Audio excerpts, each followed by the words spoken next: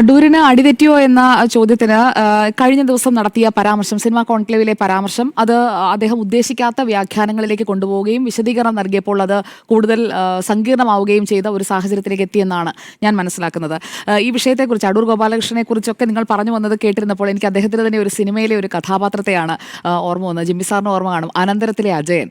അനന്തരത്തിലെ അജയന്റെ വളരെ സങ്കീർണമായ ഒരു കഥാപാത്രമാണ് അജയൻ എന്ന് പറയുന്നത്. ആ അവസ്ഥയിലേക്ക് അടൂർ ഗോപാലകൃഷ്ണൻ എത്തിയിരിക്കുന്നു എന്നതാണ് ഈ ഒരു ഘട്ടത്തിൽ എനിക്ക് തോന്നിയത്. കാരണം അത്രയും സങ്കീർണമായി അതിൽ ഈ ഒരു വാതിൽക്കോട്ടയിലൂടെയുള്ള ആ ബസ് യാത്ര, അതുപോലെ അടൂർ ഗോപാലകൃഷ്ണൻ ഇന്നലെ പറഞ്ഞത് എന്താണോ അതിന്റെ വിശദീകരണം അദ്ദേഹം നൽകുമ്പോഴേക്കും വീണ്ടും വീണ്ടും ഈ അജയനെ പോലെ നമ്മൾ എന്താണ് ഇദ്ദേഹം ഉദ്ദേശിച്ചത് എന്നതറിയാൻ വേണ്ടി വീണ്ടും ഒന്നുകൂടി പോയി ഇന്നലെ പറഞ്ഞത് കേൾക്കുന്നു, അത് കഴിഞ്ഞ് ഇന്ന് പറഞ്ഞത് കേൾക്കുന്നു. അങ്ങനെ നമ്മളെ ഒരു അജയനാക്കി മാറ്റുന്ന ഒരു സാഹചര്യത്തിലേക്ക് അടൂർ ഗോപാലകൃഷ്ണൻ ഈ കാര്യത്തിലൂടെ എത്തിയിട്ടുണ്ടാവും. അതിനകത്തെ പ്രധാനപ്പെട്ട കാര്യം എന്ന് പറഞ്ഞു കഴിഞ്ഞാൽ, ആ സിനിമയെക്കുറിച്ച് പഠിക്കുമ്പോൾ ഈ അനന്തരം നമുക്ക് സിനിമ പേപ്പറായിട്ട് പഠിക്കാനുണ്ടെങ്കിൽ അതിനകത്തൊക്കെ എപ്പോഴും എടുത്ത് പറയുന്ന റെഫറൻസ് ഈ അനന്തരം എന്ന് പറയുന്ന സിനിമയാണ്. അതിൽ ഞാൻ എന്തുകൊണ്ട് ഇങ്ങനെയായി, അതാണ് അജയൻ അതിനകത്ത് ചോദിക്കുന്നത്, ആ സിനിമയിൽ ചോദിക്കുന്നത്. അതുപോലെ തന്നെയാണ് അടൂർ ഗോപാലകൃഷ്ണൻ്റെ ഇന്നലത്തെ ഈ പ്രതികരണം. എന്തുകൊണ്ട് അടൂർ ഗോപാലകൃഷ്ണൻ ഇങ്ങനെ പറഞ്ഞു?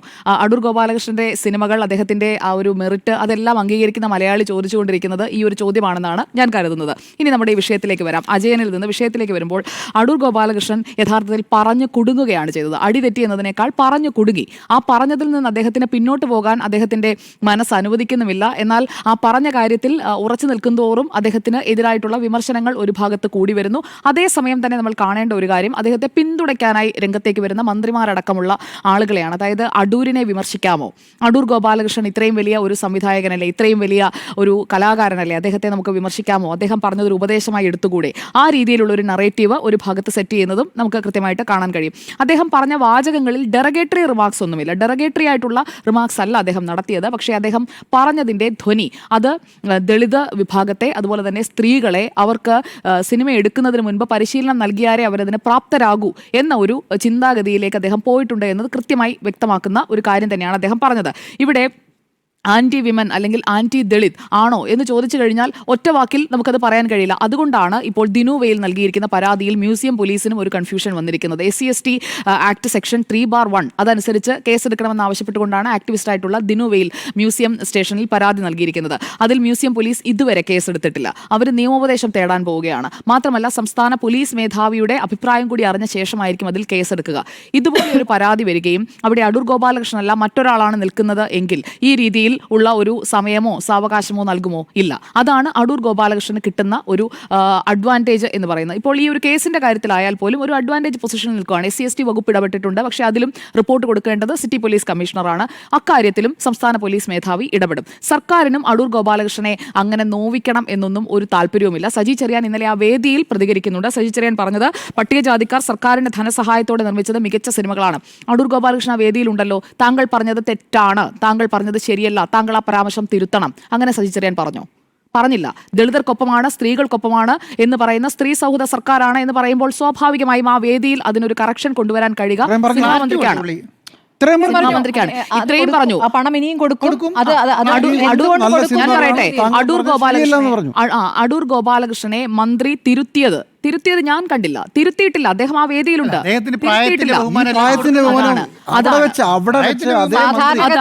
കുഴപ്പം പറയാറുള്ള സജിചേരും വളരെ വ്യക്തമായി. ശരി, കഴിവും കഥയും പരിശോധിച്ചാണ് സിനിമ നിർമ്മിക്കാൻ പണം അനുവദിച്ചത് തുടങ്ങിയ കാര്യങ്ങളിൽ അദ്ദേഹം ക്ലാരിഫിക്കേഷൻ ആണ്. അവിടെ ഒരു ക്രിറ്റിസിസം എന്നതിനേക്കാൾ സജി ചെറിയാൻ ഒരു ക്ലാരിഫിക്കേഷൻ ആണ്.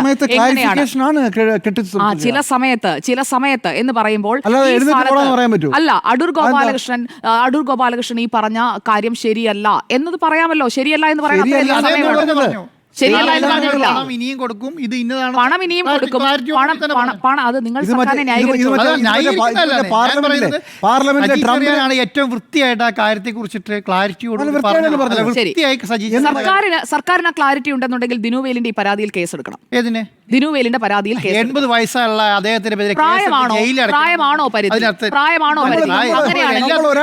തർക്കിച്ചില്ലേ? ട്രംപിന്റെ പേര് പറയുന്നു. എല്ലാം പറഞ്ഞു.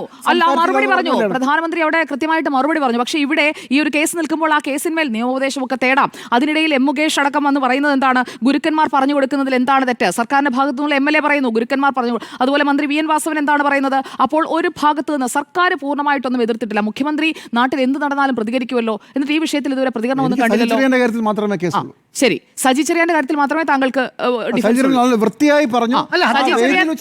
സജി ചെറിയാൻ പറഞ്ഞതിന് ഒരു തുടർച്ചയില്ല. മന്ത്രി ആർ ബിന്ദുവിന്റെ ഫേസ്ബുക്ക് പോസ്റ്റ്. 2 മന്ത്രിമാരാണോ മന്ത്രിസഭയിലുള്ളത്? ഫേസ്ബുക്ക് പോസ്റ്റിൽ രണ്ടുപേരാണോ മന്ത്രിസഭയിൽ? ഷംസീറും പറഞ്ഞു. ഷംസീർ സ്പീക്കറാണ്. മന്ത്രിസഭയെ കുറിച്ചാണ് ചോദിച്ചത്. അങ്ങനെയല്ലോ. നിയമമന്ത്രി, കേരളത്തിൽ ഒരു നിയമമന്ത്രി. ഞാനൊന്ന് പൂർത്തിയാക്കട്ടെ. നിങ്ങൾ എന്തിനാണ് എന്നെ തടസ്സപ്പെടുത്തുന്നത്? നിങ്ങളൊക്കെ പറഞ്ഞത് ഞാൻ കേട്ടിരുന്നല്ലോ. എല്ലാ ദിവസവും ഞാൻ പറയുന്നത് തടസ്സപ്പെടുന്നത് എന്തിനാണ്? അല്ല, ഞാൻ അങ്ങോട്ട് ചോദ്യമൊന്നും ചോദിച്ചില്ല. ഞാൻ നിങ്ങൾ പറഞ്ഞതിന് കൗണ്ടർ കൃത്യമായിട്ട് എന്റെ സമയം വന്നപ്പോൾ ഞാൻ പറയുകയാണ്. അല്ല എന്നുണ്ടെങ്കിൽ നിങ്ങൾക്ക് പറയണമെങ്കിൽ ഞാൻ മിണ്ടാതിരിക്കാം. അതല്ല സുജയ, ഇത് നിങ്ങൾ പറഞ്ഞതാണ്. സജി ചെറിയാൻ അടൂർ ഗോപാലകൃഷ്ണനെ തിരുത്തിയിട്ടില്ല എന്ന് മാത്രമല്ല, സർക്കാർ അടൂർ ഗോപാലകൃഷ്ണനെ തിരുത്താൻ പോകുന്നില്ല. കാരണം ഒരു തെറ്റ് അടൂർ ഗോപാലകൃഷ്ണൻ ചെയ്തിട്ടില്ല എന്ന് സർക്കാരിന്റെ ബോധ്യമാണ്. അല്ലെങ്കിൽ നിങ്ങൾ നോക്കിയോ, മുഖ്യമന്ത്രി തിരുത്തുവോ? ഇല്ല, തിരുത്തില്ല. ഇന്ന് പ്രതിപക്ഷ നേതാവ് സംസാരിച്ചല്ലോ ആർജവത്തോടെ. അതുപോലെ ഒന്ന് മുഖ്യമന്ത്രി ഈ വിഷയത്തിൽ അടൂർ ഗോപാലകൃഷ്ണനെതിരെ പറയാൻ പോകുന്നില്ല. അത് എന്റെ പൂർണ്ണ ബോധ്യമാണ്. നിയമമന്ത്രി പി രാജീവിന് ഈ വിഷയത്തിൽ പ്രതികരിച്ചിട്ടില്ലല്ലോ. നിയമമന്ത്രിക്ക് ഈ SC/ST ആക്ട് സെക്ഷൻ 3/1 അനുസരിച്ച് വന്നിട്ടുള്ള ഒരു പരാതി പോലീസ് സ്റ്റേഷനിൽ കിടക്കുകയാണ്. ആഭ്യന്തരമന്ത്രിയായ മുഖ്യമന്ത്രിയോ നിയമമന്ത്രിയായ പി രാജീവോ ഈ നിമിഷം വരെ പ്രതികരിച്ചിട്ടില്ല. ഒരാൾ പറഞ്ഞത് ശരിയല്ല എന്ന് പറയുന്നതും ഒരാൾ പറയുന്നതിനെതിരെ കേസെടുക്കണമെന്ന് പറഞ്ഞത് രണ്ടാണ്. ഞാൻ പറയുന്നത് ഇത്രയേ ഉള്ളൂ. ദളിതർക്ക് വേണ്ടി, സ്ത്രീകൾക്ക് വേണ്ടി ശബ്ദമുയർത്തുന്ന, കന്യാസ്ത്രീകൾക്ക് വേണ്ടി ശബ്ദമുയർത്തി അത് അവസാനിപ്പിച്ചിട്ട് അധികം സമയമായിട്ടില്ല. ആ ശബ്ദമുയർത്തലൊന്നും ഇവിടെ അടൂർ ഗോപാലകൃഷ്ണൻ അല്ലല്ല, അത് വരാതിരിക്കുന്നല്ല. നിങ്ങളെപ്പോലെ അല്ല ആൻഡ്രൂ സാറേ, നിങ്ങളെപ്പോലെ ഒരു സ്ഥലത്തേക്ക് മാത്രം നോക്കിയിരിക്കുന്ന ഉത്തരേന്ത്യൻ ജനാധിപത്യം അല്ല കേട്ടോ. ഉത്തരേന്ത്യയിലേക്ക് മാത്രമല്ല നോക്കുന്നത്, നരേന്ദ്രമോദിയിലേക്ക് മാത്രമല്ല നോക്കുന്നത്.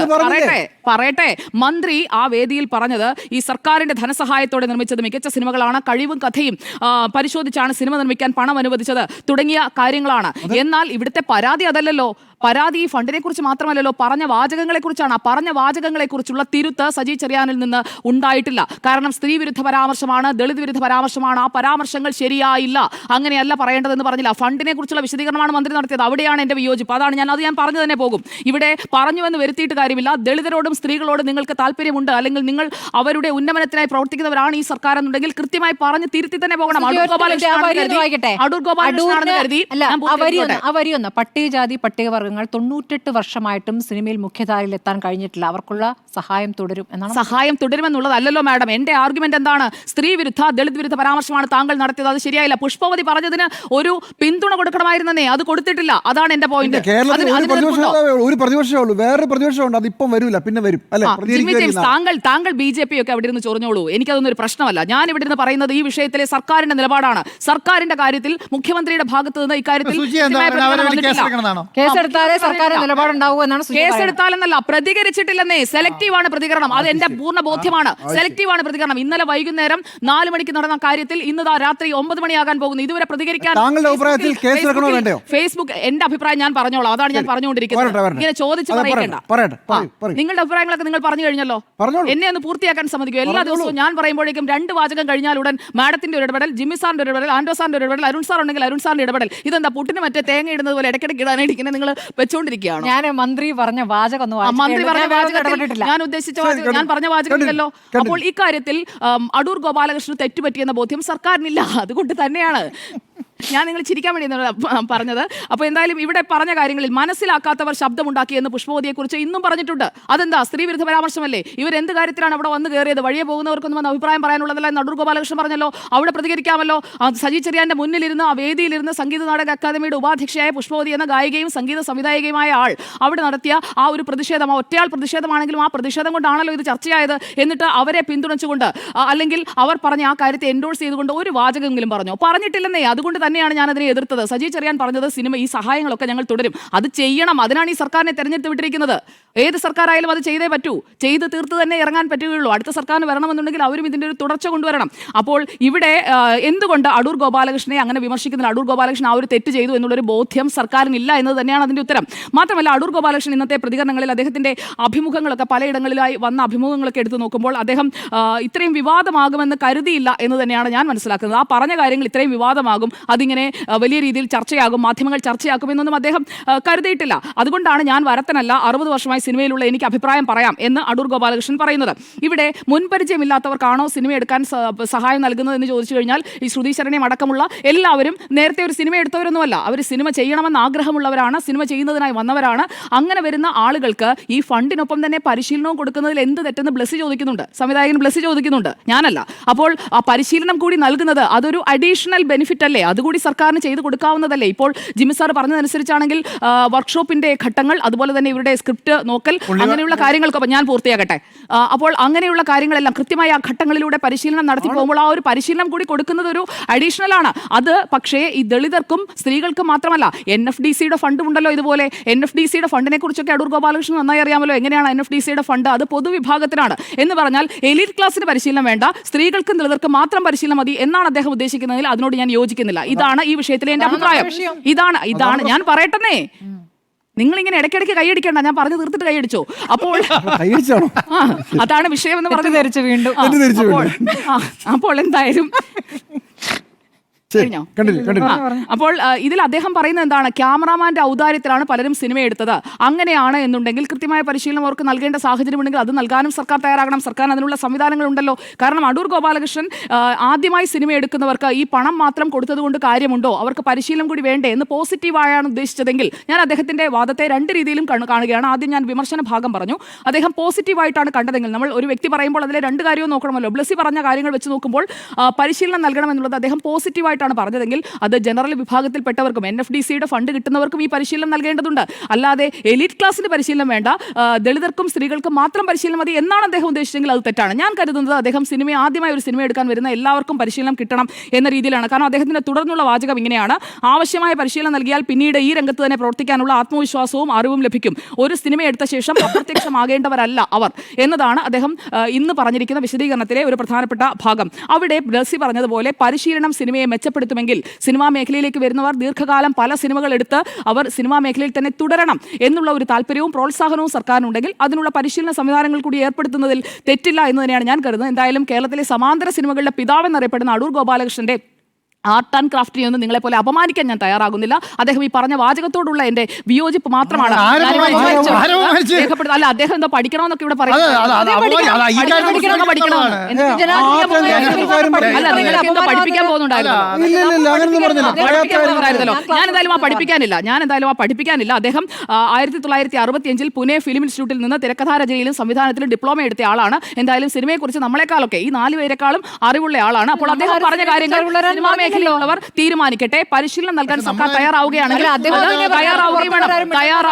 തയ്യാറാവുകയും വേണം. അപ്പോൾ സ്വയംവരവും കൊടിയേറ്റവും മതിലുകളും വിധേയനും 4 പെണ്ണുകളും അടക്കം അദ്ദേഹത്തിന്റെ പടങ്ങളൊക്കെ ഒന്ന് എടുത്തു നോക്കൂ. അപ്പോൾ അതിൽ അദ്ദേഹത്തിന്റെ ക്രാഫ്റ്റ് അദ്ദേഹം പ്രൂവ് ചെയ്തിട്ടുണ്ട്. ഇൻസ്റ്റഗ്രാം ജനറേഷന്റെ കാലത്ത് സിനിമ എടുത്തിട്ടില്ല എന്നതൊന്നും ഒരു കുറ്റമൊന്നുമല്ല. 2010 ഇൻസ്റ്റഗ്രാം ലോഞ്ച് ചെയ്തു, 2012 ഇന്ത്യയിൽ വന്നു. അതിനുശേഷം സിനിമ എടുക്കാൻ 84 വയസ്സ് ഈ ജൂലൈ 3-ാം തീയതി തികഞ്ഞ അടൂർ ഗോപാലകൃഷ്ണന് ഒരുപക്ഷെ അദ്ദേഹം ഇനിയും സിനിമ എടുക്കുമായിരിക്കും. അപ്പോൾ അത് താങ്കൾക്ക് ഇൻസ്റ്റഗ്രാമിൽ റീലായിട്ടൊക്കെ കാണാം. അതിനുള്ള ഭാഗ്യം താങ്കൾക്ക് ഉണ്ടാകട്ടെ. അടൂർ ഗോപാലകൃഷ്ണന്റെ പരാതി എന്താണെന്ന് വെച്ചാൽ അദ്ദേഹത്തിനെതിരെ അവിടെ പുഷ്പവതി സംസാരിക്കുമ്പോൾ സർക്കാർ മിണ്ടിയില്ല, മന്ത്രിമാരും മിണ്ടിയില്ല എന്നാണ് അദ്ദേഹം പ്രതികരിക്കുന്നത്. അപ്പോൾ എന്താണ് അവരത് പറയട്ടെ എന്നുള്ള കേസെടുക്കണമോ വേണ്ടയോ? കേസെടുക്കണോ എന്ന് സർക്കാർ തീരുമാനിക്കണമേ. ഈ ദിനുവിൽ കൊടുത്ത പരാതിയിൽ SC/ST ആക്ട് സെക്ഷൻ 3(1) ഉണ്ടെങ്കിൽ അതിൽ കേസെടുക്കണം. കാരണം SC/ST അട്രോസിറ്റി ആണെന്നുണ്ടെങ്കിൽ അതിൽ കേസെടുക്കണം. അട്രോസിറ്റി ആണോ എന്ന് പരിശോധിക്കേണ്ടത് നിയമപ്രകാരമാണ്. അത് ഇല്ലെങ്കിൽ അദ്ദേഹത്തെ ഇങ്ങനെ ക്രൂശിക്കാൻ പാടില്ല. 50 ലക്ഷം രൂപ കൊടുത്താൽ മതി എന്ന് പറയുന്ന ആൾക്ക് അല്ല, അയാൾ തെറ്റാണ് ചെയ്തതെങ്കിൽ കേസെടുക്കട്ടെ. അല്ലാതെ എങ്ങനെ മാധ്യമ വേട്ട എന്തിനാണ്? മാധ്യമ വേട്ടയോ എവിടെയാ ഇരിക്കുന്നത് പറഞ്ഞാൽ മതി. എന്താ സാറിന് അതുകൊണ്ടല്ല ഞാൻ ചോദിക്കുന്നതല്ല, ഒറ്റ കാര്യമുള്ളൂ. അദ്ദേഹത്തിനെതിരെ കേസെടുക്കണം സുജിയ പറയുന്നു. സുജിയ തന്നെ പറയുന്നു അങ്ങനെയല്ലോ, കേസെടുക്കണ്ട എന്ന് അദ്ദേഹത്തിനെതിരെ പരാതിയുണ്ട്. ഞാൻ പറഞ്ഞതാണ്, ഞാൻ കേസെടുക്കണമെന്ന് അതിനാണ് അന്വേഷണം. അതിനാണ് DGP ക്ക് പരാതി. അതല്ല അന്വേഷിക്കട്ടെ. DGP-ക്കല്ല, മ്യൂസിയം പോലീസ് അല്ല, അതാണ്. അതിൽ നിയമോപദേശം തേടാൻ വെച്ചിരിക്കുകയാണ്. SC ആക്ട് സെക്ഷൻ 3/1 ലംഘനമുണ്ട് എന്നുണ്ടെങ്കിൽ കേസെടുക്കണമെന്നേ, വെച്ചുകൊണ്ടിരിക്കരുത്. അല്ല, ഇത് കൊടുത്തല്ലേ ഉള്ളൂ. നിങ്ങളുടെ അഭിപ്രായം വേണോ വേണ്ടയോ? 10 ദിവസത്തിനുള്ളിൽ റിപ്പോർട്ട് ഹാജരാക്കണം അത് പറഞ്ഞിട്ടുണ്ടല്ലോ. സിറ്റി പോലീസ് കമ്മീഷണറോട് പറഞ്ഞിട്ടുണ്ടല്ലോ, അവർക്ക് ഹാജരാക്കട്ടെ. അപ്പൊ വേണമോ വേണ്ടയോ? താങ്കൾക്കൊരു അഭിപ്രായം ഉണ്ടോ?